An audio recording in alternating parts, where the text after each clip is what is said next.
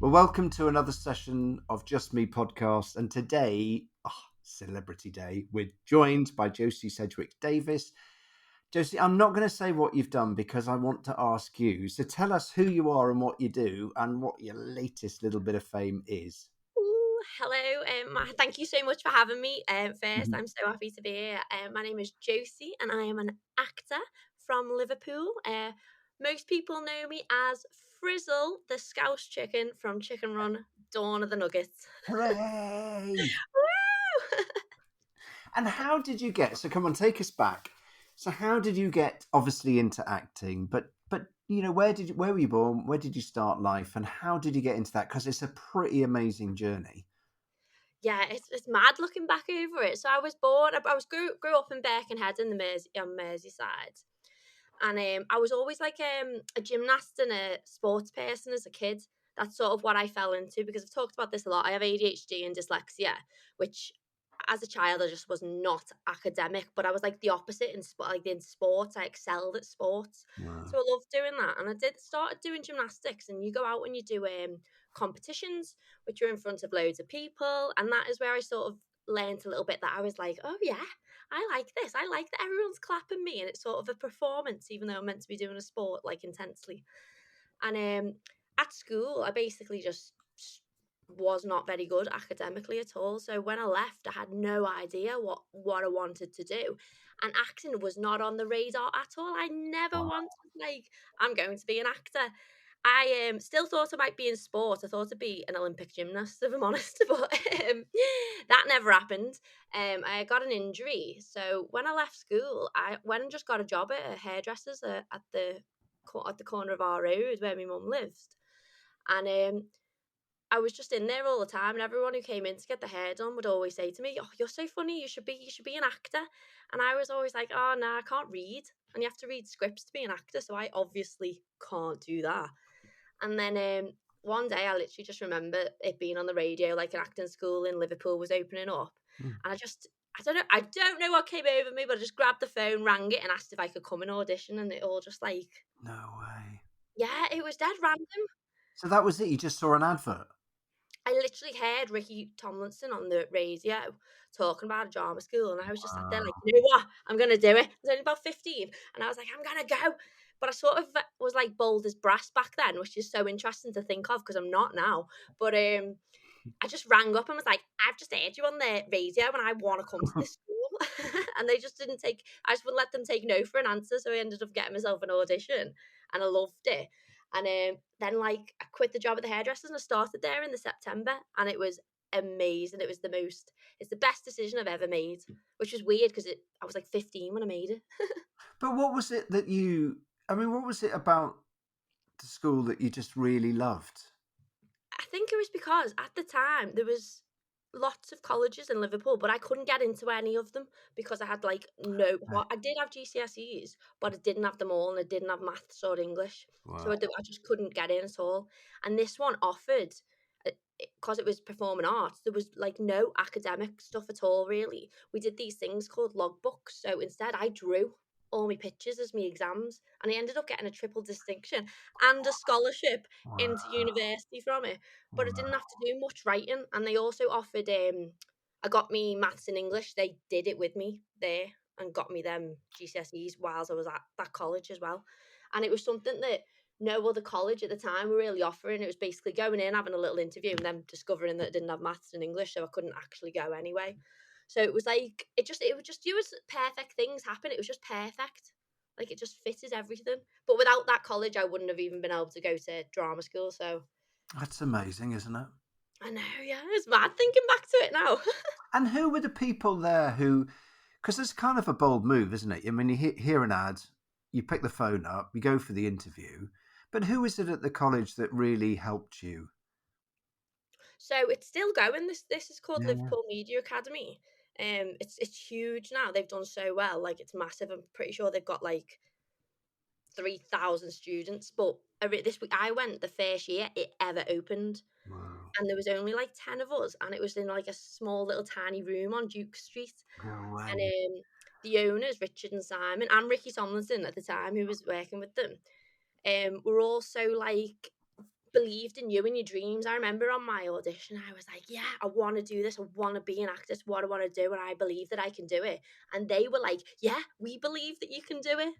Oh, lovely. And it's amazing because when I see them now, we're all like, you remember that when it all started? Like, so it's great. It's like, I still go over and see them like quite a lot. And like, it is really nostalgic to think where it all came from. It's mad, isn't it? So okay, so you went to college, but Mhm. then how did you get into? Well, how did you become Frizzle? I know this is a long journey. So yeah, I went to college and then I went to university, and I chose to go to university. Well, no, actually, I didn't choose to go to university, but I could not afford to go to a drama school after Wow, college, wow, like at all, because they were all like London based. There was just no chance. My mum and dad absolutely no way they could afford that, so it was never an option. So I just went and studied like theatre at uni and did the brilliant. best that I could do. But I think that was like the best thing that I ever did because I learned how to like live life quite a lot in Yeah, them years. And I did every single fringe show you could possibly think of. I did everything in Liverpool, every theatre. I just performed in everything for free. Like, and I just loved doing it. wow. And I don't believe that if I'd gone straight to drama school at like 20 or 19, that I would have had that experiences of the like the real world, if that makes sense. Yeah, yeah. Which university did you go to? Liverpool Hope University. Brilliant, Yeah, and brilliant. it was I had a great time. And came out of it and I sort of was like, right, this is it. I'm gonna like go for it and do everything I can now. And at the time I was working quite a lot as an actor with like the Everyman and Playhouse and stuff like that. But it was predominantly in Liverpool and I was sort of like, I want to reach out further, I want to do more, I want to get more into film and TV and stuff like that because I was predominantly theatre, which I adore. Lovely. And I knew that I'd have to go to like I was like, I want to go to drama school. I want to have that extra little bit of training behind me because there were still things I needed to learn about acting. I think like you always got to keep learning it, and I was so like keen to like I didn't want to do the 3 year course because I'd already done 3 years at university, but I was like, I want to experience what these actors that are going to RADA and they're going to Lambda that I'm never going to get there because it's too expensive. I want that experience. And it's just like another perfect thing that sort of happened. I was doing like quite a lot of research on how I could maybe go and do like a master's course at one of these schools, which is usually about 15 months. It's just as intense, but it's a lot shorter time. But again, it was still like 20, 30 grand to go. Wow. And I was just like, this is insane. And then this school opened in Wigan called Alre. And it was so random. And I was like, Wigan? I don't think I've ever been to Wigan in my life. And it offered a 15-month MA course in professional acting for like film, TV, and theatre.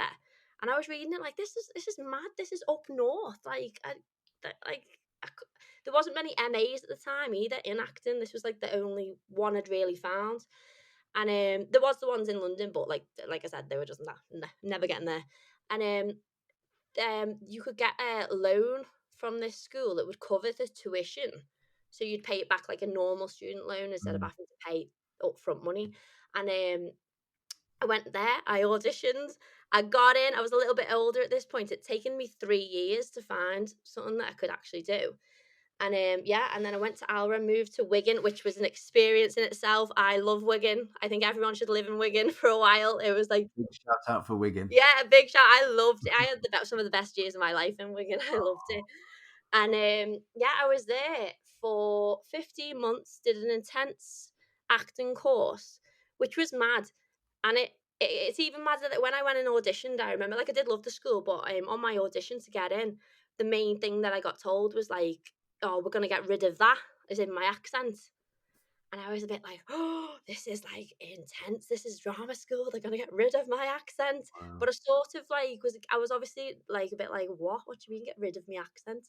But I was also up for it. I was like, I'm gonna go in and see what happens here and do these 15 months. Mm. Which is really ironic that I came out of it and was like my accent is what gets me all my jobs now. I know, it's mad, isn't it?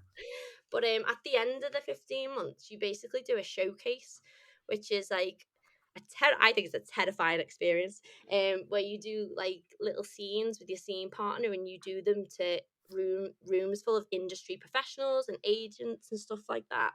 And we did one in Manchester and one in London, and off the back of that, I got my agent, who has been amazing since I got it. And that I was just very lucky. A lot of people don't even get anything off the back of these showcases, so I consider myself so lucky. And she said to me, I remember when I met her, that one of the main reasons she'd reached out and contacted me was purely because of my Scouse accent, which I Wow. thought was great. And then fast forward, the pandemic happened. Stuck in Wigan for like 4 years. During the pandemic, there'd been nothing had happened since I'd left drama school, really, just odd auditions here and there. Mm. And it was because I was up in Wigan, it was quite hard because at this point we were still doing a lot of in-person auditions. So self-tapes, which is like the new form of auditioning since the pandemic, hadn't really begun yet. And then obviously the pandemic started and acting just completely stopped. I didn't even think about it anymore at this point. I was like, we're just getting through Wow. day to day. And I think I was working at a bar, and obviously not at a bar during the pandemic, but Mm.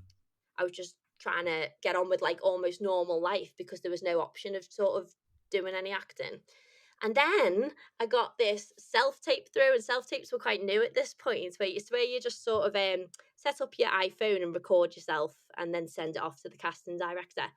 And I got this audition through, but I was so like, that nothing's going to come from this. Like, the industry is totally closed down, that I didn't even properly read what it was at all. I just looked at the script and was like, amazing.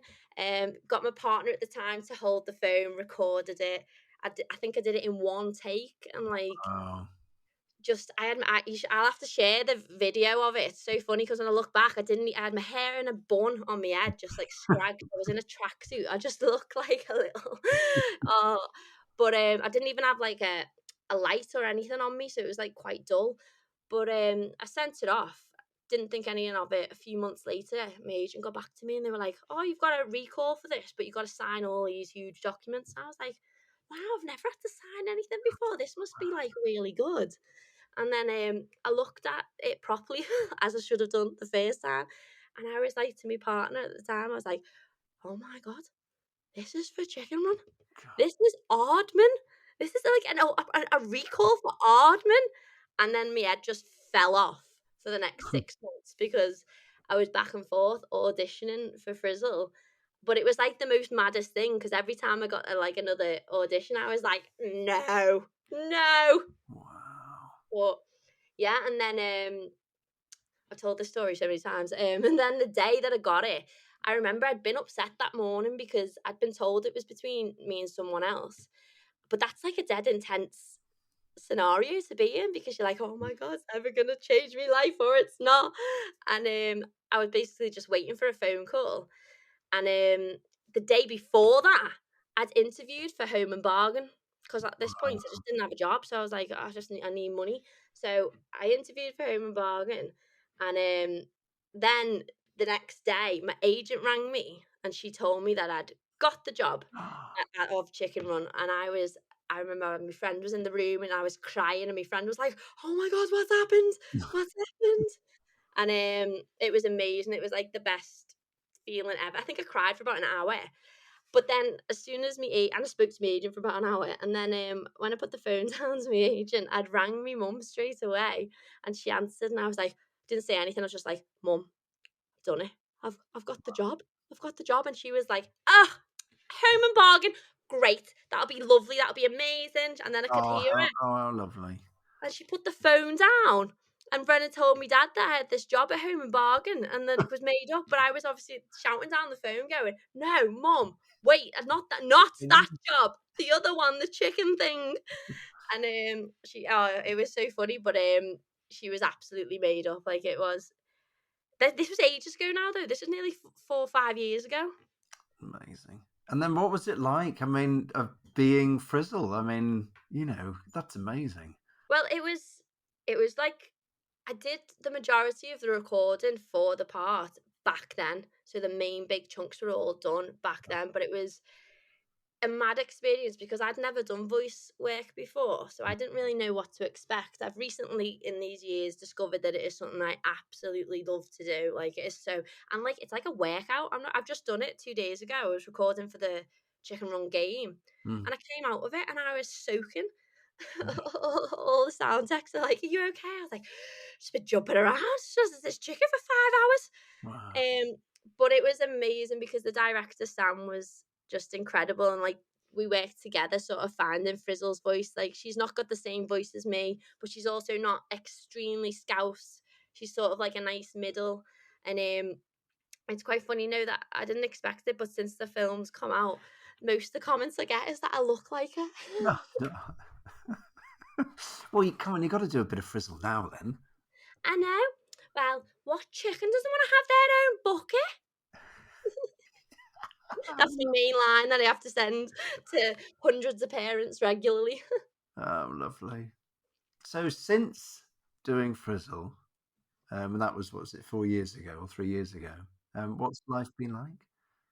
Oh, you know what? It's been so weird because for 2 of them years, or 2.5 of them, I wasn't allowed to tell anyone at all. Way. Like I could obviously tell like my mum and dad and stuff like that, but I couldn't tell any of my friends or anyone who knew what I was doing. So everyone just assumed that I was having a really bad time with my career because they go, "How's the acting?" I'd be like, "Oh yeah, nothing's going on, nothing." But in the back of my head, I was like, "Oh my god, they're gonna freak out when they find this out." So I think it was 2022 maybe that they released. I didn't even know they were doing it until like 11 p.m. the night before, when they released the cast on like social media and in the news and stuff like that. But that was like amazing because I'd not been able to tell anyone. So even just to tell people, that was like probably my favorite part of it, to be like, "Isn't this cool? I'm doing this." Wow. But it was I'm not joking, it was the longest 4 years of my life. Wow. It's lovely. So what have you learnt along the way then, Josie? What's been a real, because you talk about school, didn't you? And you didn't really get on with academic stuff, and you've taken your chances along the way. But what have you really learnt? It's gonna sound dead cliche, but I've learned that you can literally do anything because I was convinced for years that I could not read, like literally convinced, and I didn't even think about it. It didn't like upset me that I couldn't read. I just totally every aspect of anything to do with that, I just would not assume that I could do it. I wouldn't even like think on it hard. I'd just be like, "Oh, I can't do that. I'm not doing that." And Wow. I didn't read a book ever in my life until I was about 25, 26 years old. And that was since getting cast because I was like, well, I've been cast in this and I've gone and recorded it and I've read them lines dry, like, which means like I didn't have them for very long before Mm. I read them. And at drama school, I remember having almost like a little mini breakdown during voice class. We did like a radio section, you see, and I was like, "Well, I don't want to do it." I was like, remember kicking off to the tutor, who was amazing, being like, "There's no point in me doing it because I'm dyslexic and I can't read off a script straight like that at all. It's never going to happen." And she was brilliant because she was like, "You can do this. You're good at this. You just don't believe that you're good at Wow. this." And you've been told for your whole life that you can't do something. And she was so right because getting the part as Frizzle, and at the beginning, I still didn't believe that I could read anything well or work the script as much as I wanted to because I was focusing on it so much. Mm. But then over the years of recording it, I sort of like developed a technique in how first of all, I'd get the scripts a few days earlier, which was like a massive help. But I sort of discovered that I was totally could do it. Like there was actually nothing stopping me except for my self doubt that I'd been given through school. So Wow. like it is the belief that you can do anything. And since then, I read like 2 books a month. I love reading so Oh, much. lovely. Like I just spend so much on Amazon Prime ordering books. And I'm also like writing loads of stuff that I'm submitting to lots of festivals, writing another thing that I never thought I would do. And don't get me wrong, if you look at the documents on like Microsoft, it's covered in yellow lines. Mm. But I've sort of allowed myself to be that way. And then, I go back over, and that's why I have people who ask to help with these things like spelling and grammar and wording. And I think it's discovering that you can do things and you can ask for help for them as well. And also, they shouldn't stop you. Like I'm annoyed that I've spent half my life not doing these things that That's mad. Like voice acting, I can't believe that I do voice acting after I'm being so adamant that I would never do it. It's amazing, isn't it? So what helps you when times get tough? Because I'm sure times have. So what's the thing that kind of keeps Josie going?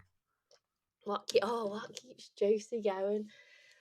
Do you know what? I'm very like a busy person. I love to be doing stuff. So I like to delve into anything anyone says to me. If someone's like, "Do you want to go and do this?" I'm like, "Yes, absolutely." I'm trying to live more like in the moment Oh, because doing all chicken run has been obviously like quite overwhelming when it came out and the aftermath of it, and it was really affected by the strikes as well, which mm, was like an incredibly difficult time because we didn't get to go to the premiere as a cast or anything like that, which was, for me personally, that was like dead hard because I'd waited mm, 4 years to mm. sort of enjoy it. So that was like dead difficult. And I remember feeling really, really like down about it. And then all I have to do is sort of remind myself, I'm like, look where you were 5 years ago and look where you are now. And you've done that. No one's just given you, you've worked for it and you've got there. And then you've sort of believed in yourself. So I think, yeah, just sort of self belief. Do you know what I mean? Get you through the hard times, knowing that there's more. There's always more to come, and you just got to keep going. Especially in this industry, I think it's really difficult to stay in it. And anyone that stays in it for, I've been doing it for 15 years, and it's been so hard. And I always say to young actors, I'm like, it's the best job in the world, but you've got to be prepared to fail for a lot of it and get told no a lot. But once you get them yeses, every single no that you've ever had, it is 100% worth it. And it will come if you keep going and putting your everything into it. Oh, that's really lovely. And if you could go back to your younger self, is that the advice that you'd give yourself? Yeah, and I'd also be like, Jose, chill out. Like, Oh, chill out a bit more. You are good at what you're doing, and you're gonna be fine, and it's gonna be great. Because I believe acting as well. Like when I first started acting, I just fully could walk on a stage with no anxiety, no wow. fear, nothing, and I would just reel out stuff, and I loved it. And as I've grown as an actor, I get more nervous now. So Do now I you? get a bit more nervous about doing stuff, and I don't know if that's an age thing or like the naivety of being a younger. When I was like in my early 20s, I used to just go on stage, and I remember I'd have lines, but I'd be like, I'm going to say different ones this time, and just God. mess around with it. On, but whereas now I'm a lot more definitely like, yeah, more. I think about it more, which I wish. I think back to the younger self and go, you should stay like this. You should stay in this way of just not really being much more carefree. Hey, what advice would Frizzle give then? Frizzle will be like, you know what, just go for it. Doesn't matter all the consequences, does it? Let's just go and have fun and see what happens because you only live once. Oh, lovely. And do you, I mean, because that's the character, isn't it, in the film? And do you think, because a lot of the personality, obviously, of Frizzle is yours and vice versa? Yeah. It's really lovely. So No, nice. yeah. We've just done the recording for the game, like I said before, and Mm, it's been really, really fun because we've been exploring Frizzle so much more. mm. And some of the lines and some of the stuff that she comes out with, it's just like brilliant. It's such an expansion from the film, and I really can't wait for people to see the game when it comes out because it is a great story, and you do see a lot more of Frizzle, which I love. Oh, lovely. And what's the legacy you'd like to kind of leave behind for others? I mean, obviously, you're still very young, but what is it that you'd like to pass on to others? um, don't I think don't let things that you think are your faults hold you back because actually might be your superpowers. Oh, There how you lovely. go. That's beautiful. That's really, Off the tongue, that. that's really nice. And what do you think? What is the magic that you bring? That you have that you bring to others. I mean, what's your magic one moment? Magical moments.